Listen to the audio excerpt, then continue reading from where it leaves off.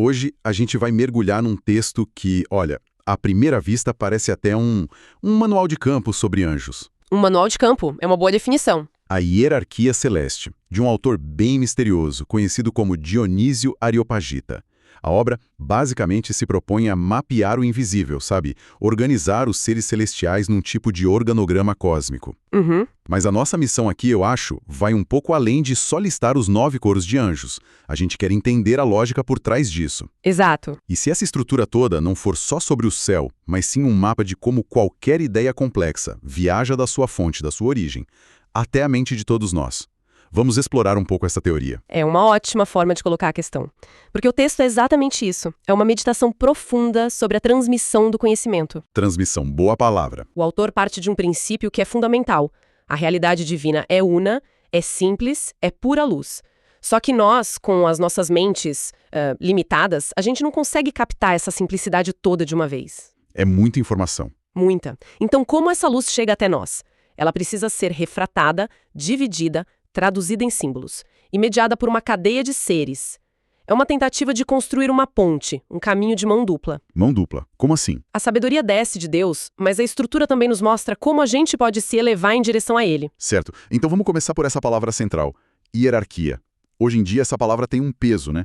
A gente pensa logo em, sei lá, estrutura corporativa, poder, chefe, subordinado. Sim, total. Imagino que não era bem isso que o autor tinha em mente. Não, nem um pouco. Na verdade, é quase o oposto. O que é fascinante aqui é que, para o autor, hierarquia no grego é uma ordenação sagrada, ciência e operação. Ciência e operação. Isso, o objetivo não é o poder ou o controle, mas sim a assimilação a Deus, na medida do possível. Cada degrau dessa escada existe para se tornar o mais parecido possível com a fonte divina. E ajudar o degrau de baixo a fazer o mesmo. Exatamente, é um processo de edificação, de se tornar divino. Essa ideia de assimilação é bem abstrata. Na prática, como um ser celestial, ou até a gente lá no fim da fila faria isso? Quais são os passos concretos nesse processo? O texto descreve um processo de 3 movimentos que se repetem em cada nível. Primeiro, vem a purificação. Purificação. É o ato de se livrar de tudo que é impuro, de tudo que não se assemelha à simplicidade divina. É como limpar um espelho para que ele possa refletir a luz. Entendi. Depois, vem a iluminação. Uma vez limpo, o espelho pode receber a luz do conhecimento divino. A mente é preenchida por essa clareza.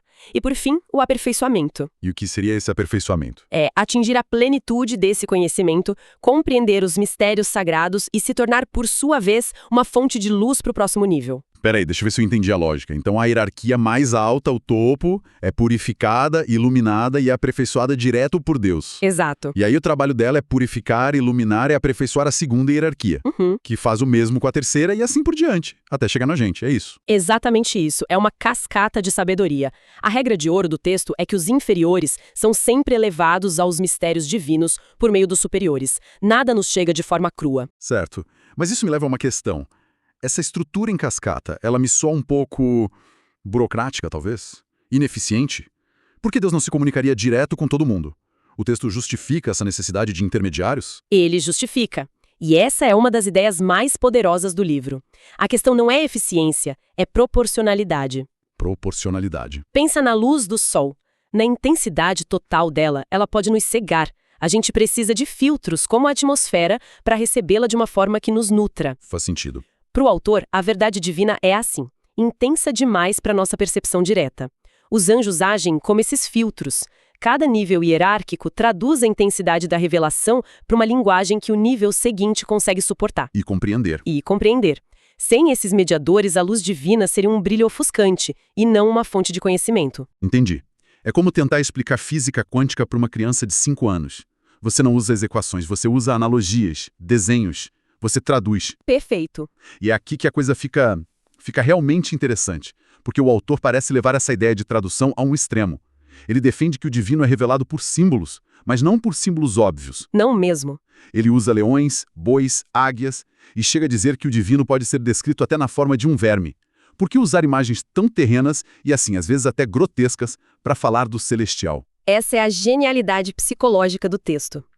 O autor argumenta que usar imagens que a gente considera nobres, tipo ouro, luz pura, pedras preciosas, é na verdade perigoso. Perigoso. Por quê? Se a gente descreve um anjo como um ser de ouro brilhante, Corremos o risco de, literalmente acreditar nisso, de prender nossa mente à imagem material. A beleza pode ser uma armadilha. Uma armadilha para o intelecto. Exatamente. Nos impede de ir além. Então, o grotesco, o estranho, funciona como um choque para a mente, para nos forçar a pensar. Precisamente. Ao usar uma figura incongruente, que o autor chama de símbolo dessemelhante, como um leão celestial ou um touro com asas, nossa inteligência é forçada a reagir. Ela não pode se acomodar. Não pode, porque a imagem é absurda. Esse estranhamento nos obriga a perguntar: ok, isso não pode ser literal. Qual é o significado por trás disso? O texto chama esse processo de anagogia. Anagogia. A elevação da mente do sensível para o inteligível. A deformidade da imagem nos impulsiona para a beleza da verdade que ela representa. É quase uma provocação. E o texto também faz isso com conceitos, não só com imagens, certo? Ele fala de atributos humanos como ira, desejo, coisas que a gente normalmente associa a algo negativo. Sim, e a ressignificação é profunda. Quando o texto atribui ira a um anjo, por exemplo, não é uma paixão irracional, descontrolada. Não é a nossa ira. De jeito nenhum. Ele a redefine como a racionalidade masculina e a firmeza inabalável na defesa dos princípios divinos. É a força de rejeitar o que é contrário ao bem. Nossa.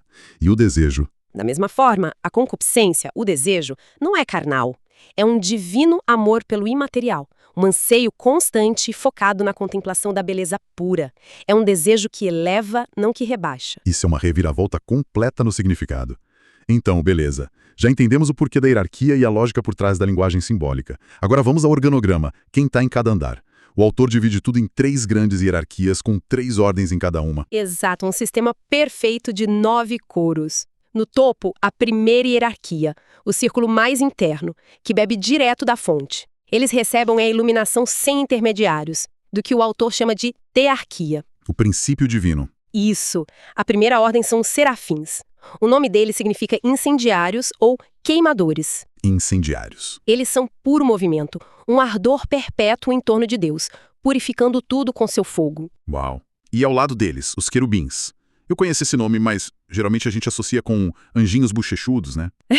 A arte renascentista fez isso. Mas não, definitivamente não é isso. O que eles são, então? Para Dionísio, querubim significa plenitude da gnose, ou efusão de sabedoria. Eles representam a capacidade de conhecer e contemplar a beleza divina na sua forma mais pura. Ah, então se os serafins são amor ardente, tronos. Que são a estabilidade. O nome representa a isenção de qualquer baixeza terrena, a firmeza absoluta para carregar a presença de Deus, por assim dizer. Entendi. Então esse primeiro grupo é quase como o conselho de administração divino, focados na contemplação da essência. Boa analogia. E o pessoal da gerência intermediária? A segunda hierarquia. A segunda hierarquia é iluminada através da primeira. Eles pegam aquela contemplação pura e a transformam em princípios de governo universal. Certo. São as dominações, que expressam uma liberdade total, um senhorio que não se curva a nenhuma tirania. Em seguida, as virtudes, que indicam uma força robusta, uma virilidade espiritual inabalável. E por último nesse grupo? Potências, que representam a ordem e a retidão. Um poder que organiza e guia os inferiores em direção ao bem, sem jamais se tornar tirânico. Dominações, virtudes e potências. Parece um grupo focado em manter a ordem cósmica. O que nos leva à terceira e última hierarquia que, imagina seja aqui, bota a mão na massa, né? A que lida com a gente. Exatamente. A terceira hierarquia é o departamento de operações. Iluminada pela segunda, ela interage diretamente com o nosso mundo. E quem são eles? Começa com os principados, que possuem a faculdade de comandar e governar as nações e os povos com harmonia. Depois vem os arcanjos. Arcanjos? Que fazem a ponte dentro dessa última tríade. Eles recebem as ordens dos principados e as transmitem para a ordem final. Que são os anjos. E aqui tem algo curioso. Tecnicamente, todos eles são mensageiros em algum nível.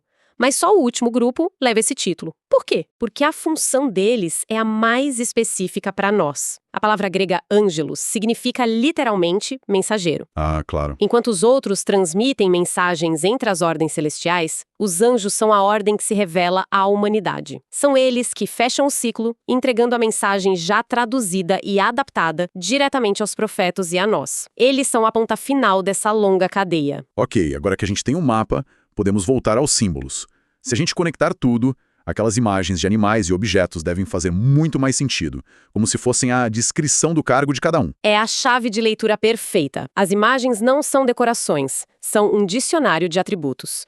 O fogo, que a gente já mencionou, é o símbolo mais recorrente. Ele aparece em tudo. Em tudo. Nas roupas, nas armas, nos próprios serafins. Significa a semelhança com Deus, a capacidade de purificar e a energia que move tudo. E a forma humana? Por que representá-los como humanos e não, sei lá, como pura energia ou luz? A forma humana representa a inteligência, a capacidade de olhar para o alto e uma soberania natural. Mas é uma forma humana simbólica, claro. Como assim? Por exemplo, quando são descritos com múltiplos olhos, não é uma imagem monstruosa.